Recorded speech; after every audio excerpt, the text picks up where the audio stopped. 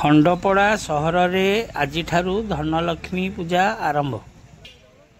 खंडपड़ा सहर स्थित रथगड़ा छकठारे रामचंद्र उच्च विद्यालय 2019, 2021 और 2022 मैट्रिक बैच सहपाठी मान पक्षर धनलक्ष्मी पूजा आरंभ हो जाइछि। एही तीनोटी बैच तरफरु तीनोटी पूजा मंडपर आयोजन करा जाइथा बेले एही सुसज्जित पूजा मंडप मानकरे माँ धनलक्ष्मी पूजा पाउछंती। एही धनलक्ष्मी पूजा अवसर में प्रतिदिन संध्यारे विभिन्न सांस्कृतिक कार्यक्रम आयोजन करा जाइथा बेले मिलित भावे आसंता रविवार दिन समस्त पूजा मंडपर भसाणी करा जिबा नै सूचना मिलिछि।